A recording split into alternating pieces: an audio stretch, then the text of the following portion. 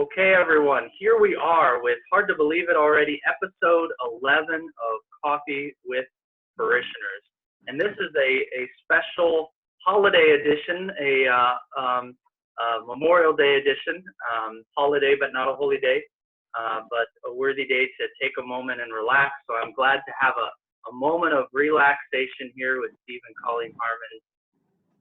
Steve and Colleen, how you doing? Oh, good. Doing good. Enjoying the 3-day weekend. Yes, that's nice. So, and what are you enjoying it with? Do you have coffee in front of you, or what do you got? Well, I have, Colleen will have to help me because I never say, but I'm having turmeric tea with honey for an afternoon drink. Normally I would have coffee in the morning, but in the afternoon I'm switching to tea. And a special mug. Oh yeah, I forgot my special mug. This is my Divine Mercy mug that I use at Advanced Asphalt, and I actually made a special trip to get it today. I've had it at work for 2 years, and I've yet to have anybody ask me about it.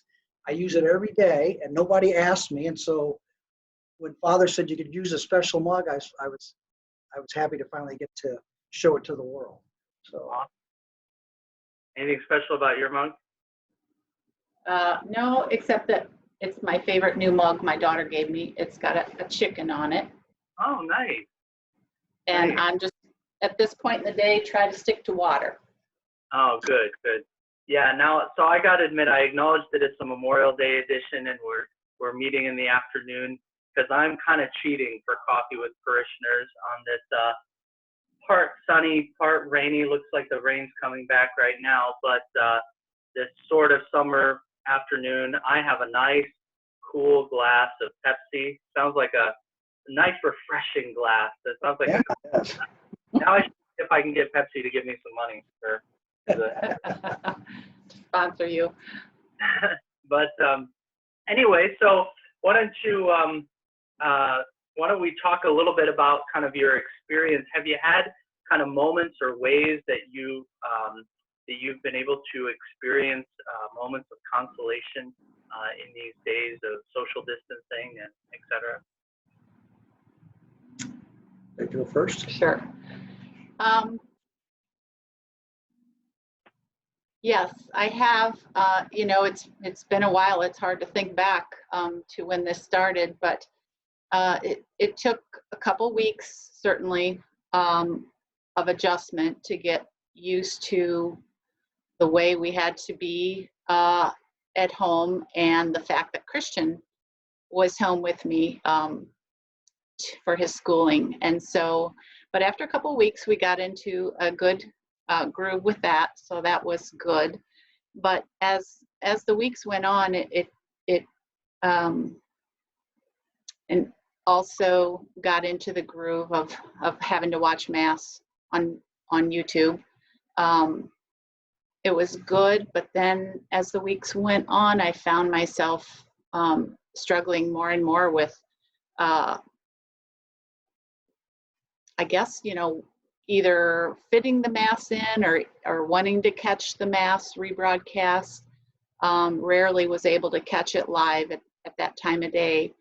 And then even a sense of just kind of thinking more and more about the spiritual communion and what it is and what it's, supposed to be, what it is for me and what it's supposed to be, and just really, I think pretty much struggling with that whole idea. And then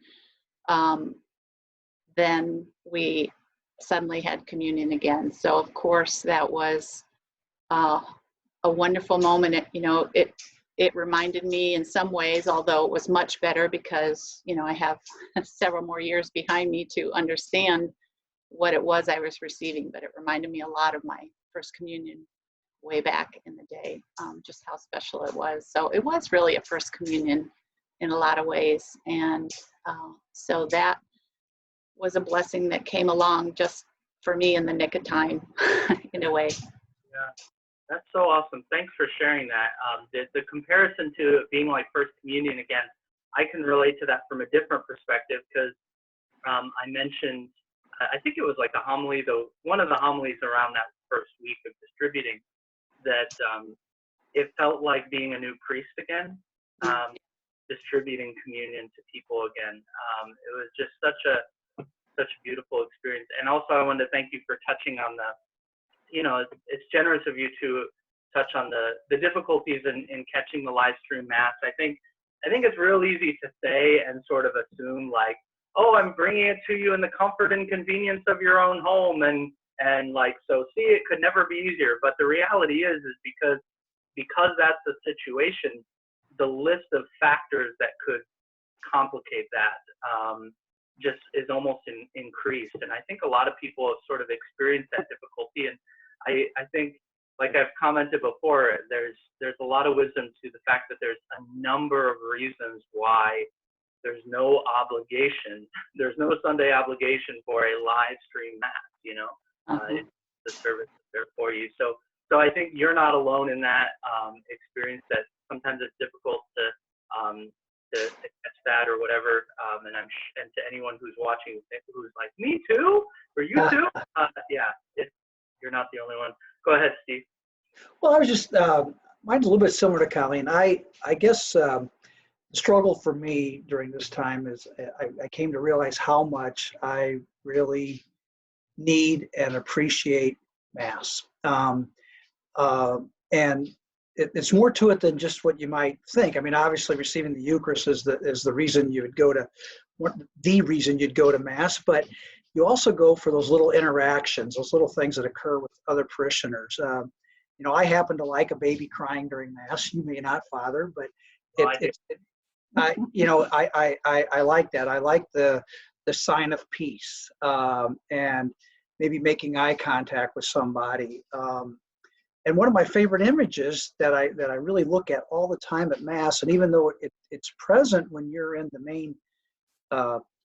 main church, one of the things that I always focus on is when you raise the Eucharist up and the crucifix is behind it. It's a powerful image for me, and all of a sudden that wasn't present. So I like Colleen, spiritual communion. I had prayed that prayer before, but only at times when, due to some reason, I couldn't receive. Maybe I was at Mass and I needed to go to confession and I couldn't receive, so I would pray that spiritual communion prayer. But in that setting, it was like not a punishment, but I was doing it as the second best because I couldn't receive.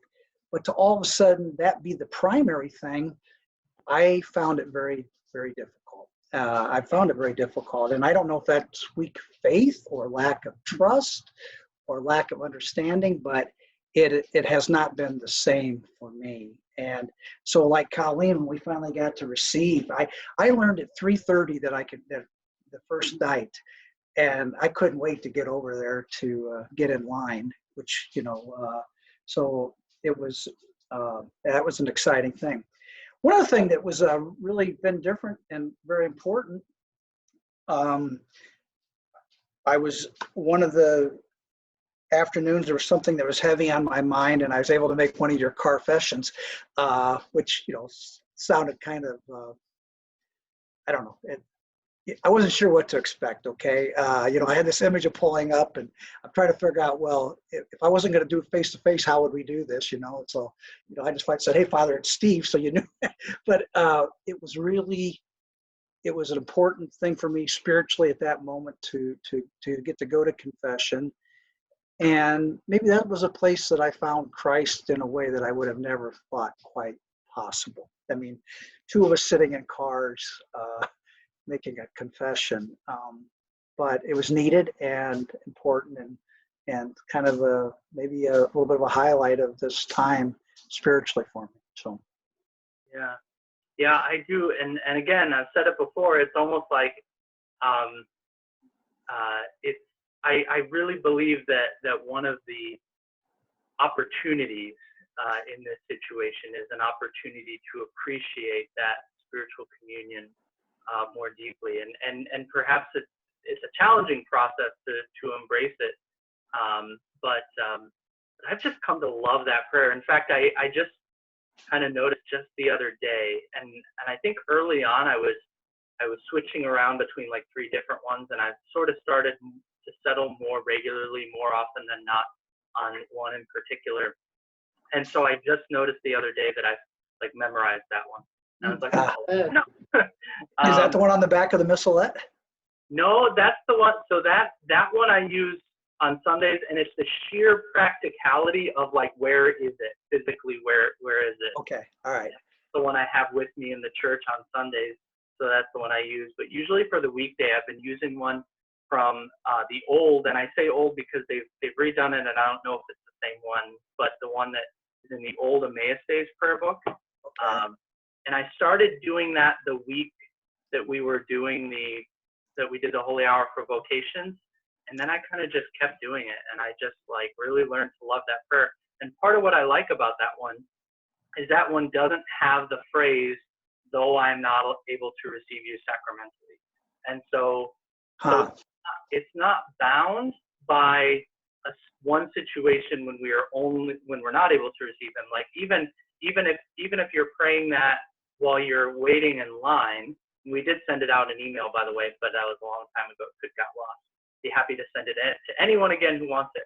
But anyway, but even if you were praying it while you were in line to receive communion, it would help you to appreciate what and who you're receiving. What's about to happen. Yeah. So it's a beautiful thing. So thank you both for sharing that. I want to ask you one more thing. Can I ask you about looks like you have some interesting things on the table behind you. Do you want to tell us about that? Sure. I was out working in the yard a little bit so that Christian could take over for me while I came in. And meanwhile, he was in here being IT guy for Steve, and he set up our little table for our drinks and added what he thought was appropriate props for. So yeah. Well, you can see Mary in the back there, but he also we placed a Bible behind, and Colleen came and said, "Oh, Christian, they're going to think that we're holier than we really are." So maybe that's a little bit over the top. Well, that's great. Nice job. Yeah, it's a nice touch on his part. So yeah. Even though he's not screen, thanks to Christian too. So. Yeah, I will. But he's supposed to be mowing right now, but I hear the rain and thunder, so he's probably back in the house. Yeah, I'm actually sitting in front of a window watching it, and it's coming down pretty good. So yeah. Anyway, well, stay dry. Enjoy the rest of your Memorial Day. Thanks for taking a few minutes out to visit with me, and so that we can share this visit with more of our parishioners. So we will sign off, and it was great to talk to you. Thank you, Father. Have a good day. Bye.